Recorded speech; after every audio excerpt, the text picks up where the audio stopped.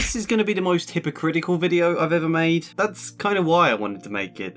There's a lot of psychological character analysis videos on YouTube. Counsellors, psychiatrists, therapists breaking down Walter White, or the Joker, or Tony Soprano, or whoever the hell else there might be. I'm sure some of you will have seen videos like that. I'm sure some of you will have seen my videos like that, because I am a counsellor and psychotherapist who has made a lot of videos psychoanalyzing different fictional characters from all sorts. The Breakfast Club, A Song of Ice and Fire, The Joker and Batman, Sid's from Toy Story. Look, it's a deeply flawed thing to be doing. Psychoanalyzing a fictional person. It still absolutely has its benefits and purpose, and I'm going to discuss that too, but it's also flawed, and you have to try and find ways to mitigate those flaws, to varying success. And even going a bit further, there are a hell of a lot of channels that make psychology videos where they provide a diagnosis for characters, and that doesn't tend to sit right with me. Not to say that's an attack on those channels, because there are many good reasons to be doing that. I'm just personally not comfortable with it, and there are conflicting views, and we're going to talk about all of that. Yeah, there are problems here, but are you ready to watch a train moving and a tree appearing?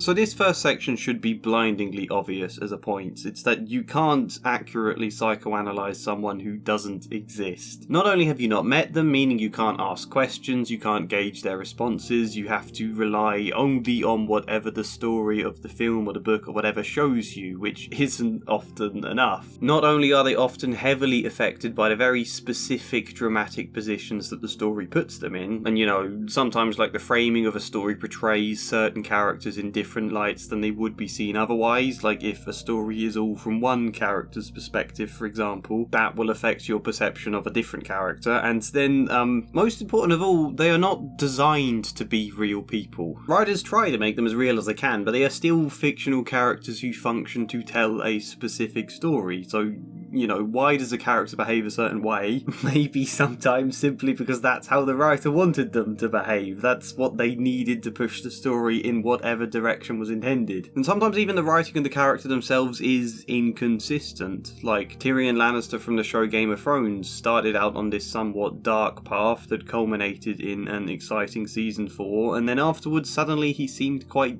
different. He was dumbed down to make him more likeable. Or I recently did a video countering cinema therapy and their interpretation of Jack Sparrow. I personally disagreed with them, and they quite fairly responded to me saying it's hard to be definitive because Jack Sparrow isn't necessarily consistent in his characterization. The first film was a standalone film where he was one way, and then they altered him subtly for the sake of an arc when it came to making the second and third films, so picking apart evidence from all three films as though it's one consistent thing doesn't necessarily match up. That's a fair argument to make. What all of this means is you can't really be accurate. It's a doomed pursuit in that sense, psychoanalyzing someone who isn't real, and it's a bit ridiculous, for which I quite often get comments with people saying things like, you do know this is a fictional character, right? This is so dumb, they're not a real person. What are you going to do next? Break down the psyche of Kermit the Frog? Comments like that always have a point. Except for the last one, I'm not going to analyse Kermit the Frog, and yet I still make these videos, despite them having a point. Why? Alright, well, before I discuss that, the one other problem I want to mention now, which is the impression these kind of videos might give. It's something I think about a lot, I guess, because there are so many stigmas about therapy, and so many people who have had genuinely bad experiences with therapists. That was quite eye-opening when I first started this channel all those years ago. I had naively assumed all counsellors have a similar level of training to what I did, but perhaps not. Some of you have told me stories of just really unethical situations and things. But even so, I think therapy can be great, and when many people aren't familiar with it or what it's like or how it's supposed to work, I feel I have some slight responsibility there, as a counsellor who has a little bit of a voice online, to try and convey the right idea. Dr. Phil, for example, gave a lot of people the wrong idea of therapy, regardless of the fact his show would constantly state this is not therapy, it still provides an impression. Do my videos do the same? Maybe. The problem with breaking down a character's psychology is it might leave people feeling like that's what happens in therapy. You go in, you sit down, you tell them stuff, and then the therapist goes, right, this is who you are, this is all your problems, this is everything I have analysed about you with my clipboard, and that would just be a horrific thing to do. Exposing, judgmental, almost certainly very inaccurate. You know, they'd absolutely get things wrong based on their own assumptions or their past work or whatever else, and then they'd be telling a person something that isn't true about them. Kirsty once told me about a counsellor she had when she was 15 who told her that she was the bully type. Can you imagine saying that to a child? This was something they said after one session of speaking to someone who can often feel unnecessarily guilty on others' behalf, so to make her feel even worse about herself for reasons that aren't true based on knee-jerk assumptions they'd made. So yeah, it's not just that it's unethical and could be a painful path to go down there, but you'd also very likely get a lot of things wrong anyway, regardless of how good you are. Good therapists know they are going to get things wrong. It's why they ask questions instead of state facts. I'm wondering if you sometimes feel like da-da-da, and then the client can think about that and either say yes and expand on that, or go, no, it's a little more like this, and then you take that on board and you learn and you figure things out together. That's less judgmental, it's more accurate, and most importantly, it's strengthening their own ability to reflect and understand themselves. They've got to be the ones in the driving seat, because you want them to reach a point where they can provide containment for themselves and reflect well enough that you're no longer needed, you know? Helping them to think and figure out stuff has to be the focus, and yet long videos where I set out an analysis of a fictional character kind of gives the opposite impression to that. That bothers me about these videos slightly. Particularly when, even if I tried my absolute hardest, no video is going to encapsulate anywhere near everything about a character. I feel this particularly so with my first video analysing Allison from The Breakfast Club. It was one of the first ever videos I made in general. It wasn't a comprehensive analysis because it was more or less just making one specific point based on a scene I wanted to talk about, meaning that video can come across as quite reductive, I think. I also used the word weird or strange too freely when talking about her. I meant it's like weird by the cultural standards of the 80s when the film was made, but it can sound a little like I'm calling Allison a weird person when that isn't what I think, and there are various other flaws with that video, which yeah, I'm not going to beat myself up about one of the first ever videos I made at a time where this channel had like 100 odd subscribers and I barely knew how to make videos, but someone clicking on that video now who deeply relates to Allison, and they hear me talking about the character in ways that aren't inaccurate, but they certainly miss out a lot of important factors, and it doesn't sound the fairest in the way a lot of it's worded either. That could be really uncomfortable for them to listen to. I'd very much like to remake that video one day, along with several others. Well, realistically, I'd probably want to remake every video I've ever made and make it slightly better, but that's beside the point. All of these factors are true, all of these negatives. However, why do I and so many other channels still make these kind of videos? What is the point of them? Let's discuss that now, after I undermine the idea by throwing in a sponsorship. WorldAnvil is a really cool thing, and they're still sponsoring me, till death do us part.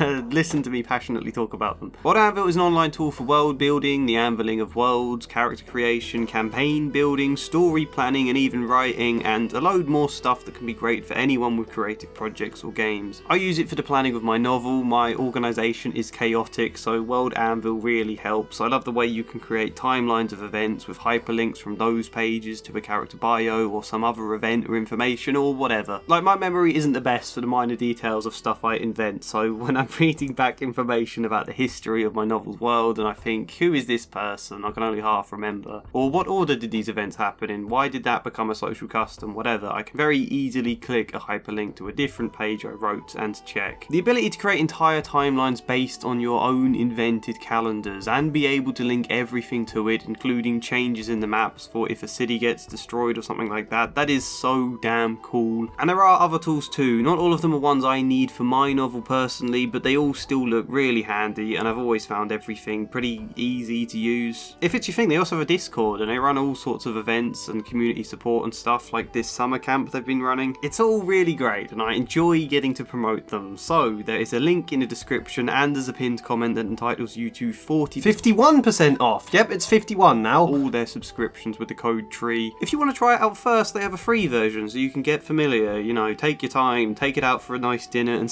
see where things lead. Yeah, WorldAnvil. Right now I can think of 3 main reasons to make these kind of videos. The first reason I can think is education, I guess. You can teach a lot about psychology via talking about someone fictional, and what makes that so good is the fact that they are fictional. That means it's safe. You're not breaking down things that might feel exposing or vulnerable about a real person. I sometimes get comments saying, why not analyse real people? If you're any good, you'd make videos on people that actually exist. And no, no I wouldn't, because I think that's unethical. I did it once about Jimmy Savile, who is a man long dead and one of the most infamous, disturbing people in modern British history. So the video about him felt a bit more acceptable and it had a clear purpose behind making that video. So that one's a bit different, although I was still very uncomfortable with that idea, and I haven't made another video like that since because discussing real people just doesn't sit right with me personally. And this is where a lot of the channels that provide diagnoses come in, because they can do that with fictional characters. It doesn't matter if they're wrong or inaccurate because it's not real. That's fine, you know? Cinema Therapy is a good channel for this. They like to discuss different disorders or conditions, and a fictional character is a good vehicle to do that. Even if Jack Sparrow might not actually have antisocial personality disorder, it's still a good way for them to talk about it and teach people about antisocial personality disorder, you know? That makes sense. There are, again, problems to that I'll mention in a moment, but the benefits, yeah, they're pretty clear. Another reason for making these kind of videos, I think, is to provide a better understanding of the fictional work itself. Revealing more about the film or book or whatever's meaning via an exploration of one of its characters. It can be very good for this. Like with Game of Thrones, for example, the amount of people who struggle to grasp anything Ned Stark does and just see him as stupid for his mistakes and an honourable fool, rather than picking apart the motivations behind them on a deeper level. So those kind of videos can definitely be good for that, and for bringing a newfound appreciation to a story. However, there are problems there too. Principally, analysing a fictional character as though they are real may lead down a path of interpreting ideas that aren't the point of the story, or dismissing thematic criticism because you're trying to imagine it like it was something real.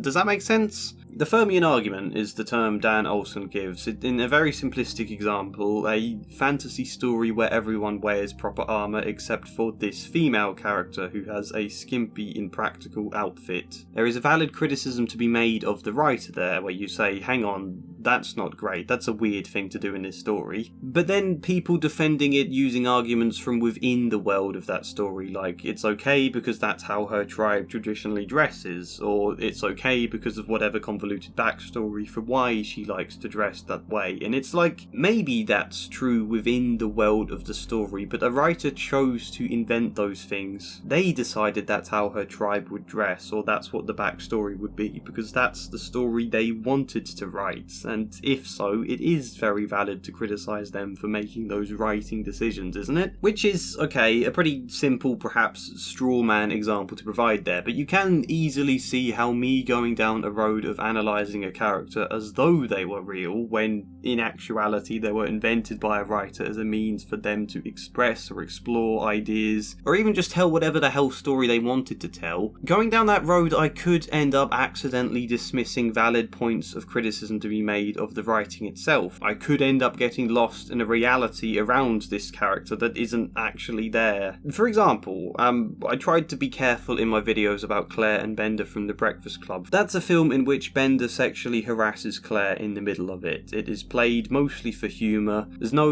real consequences or emphasis on the problems with that, and then the two of them ends the film as a romantic couple. I wanted in that video to say, yes, there are realistic reasons, especially in the 80s, for why Claire might still end the film romantically attracted to Bender. It's possible, yes. However, that should not excuse the fact this is a story John Hughes wanted to write. He wanted to play the scene for laughs rather than draw attention to Claire's feelings. He chose not to bring the point back or address it in any real way, and he chose to frame their eventual romantic interest as a really positive, sweet conclusion without any awareness of anything troubling. So in that sense, I think you have to be careful analysing characters as though they are real. You have to remember that in fact they are not real, and when you're getting so caught up in trying to understand a character, I think it could be easy to lose sight of that. I probably have done at times, I don't know, I'd have to stop and think or bother to watch back old videos. The third reason to make videos like these, and the one I tend to focus on, is empathy. My vague hope that the process of me sitting down to try and better understand this fictional character, that encourages others to try and better understand as well. This is arguably the main reason I deliberately avoid writing perfectly refined scripts, and I always veer off them or leave in weird pauses or try to admit things I'm not sure about, encourage thoughts in the comments, stuff like that. It's because I don't think my videos would work if it was just me giving a lecture type thing, going, this is how the character is. Instead, my hope is, and I don't know if I succeed in this, but the hope is that the videos are more like, here is me attempting to understand how a character is. And in that way, whether or not I'm accurate isn't the main purpose. I try to be, but it's about encouraging that attempt to understand, I guess, getting us to try and think about people whose experiences are beyond our own perspectives. You know, if I said counselling is more about strengthening the client's own ability to reflect and contain than it is about telling them things, then I guess these kind of videos are like a really watered down version of something kind of similar.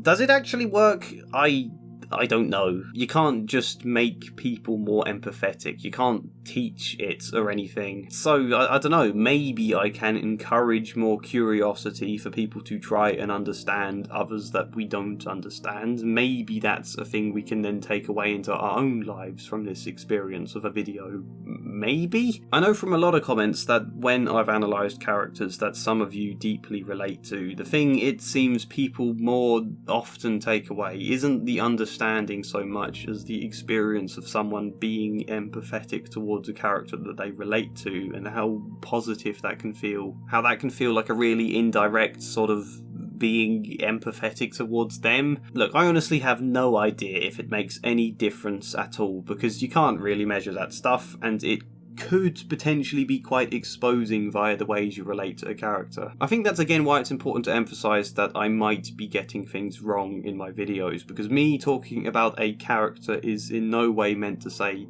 this is also how you are, person who relates to this character. Not just because everybody is different, but because, again, I don't actually know the characters well enough to be fully accurate anyway. It's just trying. The attempt. But all of this leads me to one final point, that of providing diagnoses. I said that I'm uncomfortable with doing that, which is really hypocritical because I have done it, even if I often do it in very loose terms. Like, for example, I said in my Jaime Lannister video that he has trauma. Shock of all shocks, you know? Sometimes I went further, sometimes I've suggested that certain characters are probably narcissistic. I'd rather say that than outright saying this is a narcissist. So I have done those kind of things, and I may do in the future again, but I also also always find myself regretting it a little, and there's several reasons for that. One of them being, I think providing diagnoses can detract from the experience of empathizing with a character, because suddenly you're taking that more scientific lens to categorize them rather than trying to really think, what would this situation feel like? How is it specific to them and their experiences, rather than just they have this diagnosis, these are the traits of it you can spot. And that's not to say diagnoses always do that, because they don't, and it can be handled really well, but yeah, sometimes I think you can lose some of that heart, if that makes sense. It was one of the big things my training always stressed. Theory is super important, but do not let it become a barrier between you and the people you see. The danger with a diagnosis video is when you're categorizing them rather than searching for the unique individual and you're providing a concrete answer. When in reality, no, that might be a part of who they are, but it doesn't encapsulate everything. And in that sense, yeah, going down a path of video saying this is who that character is, rather than sort of encouraging a general thinking beyond that, I think you do lose an important strength to the video then, and I think it also could present a wrong idea about therapy. And similarly, I think the internet is increasingly becoming obsessed with diagnoses. So readily people are declaring that the boss they don't like is a narcissist, or that distant relative has this problem or that, or whatever. Like one of my good friends, after a period where he lost his job and his mum died in the space of I think a month it was, because that experience meant it was taking him a little bit of time to get back out there into finding a job, his ex-girlfriend confidently declared that he had Peter Pan syndrome. And like, even ignoring the fact that that's not a formal diagnosis, who is she to tell him that? How painful that can be, how shaming, you know? You can't just be going around diagnosing people on the fly in your own life.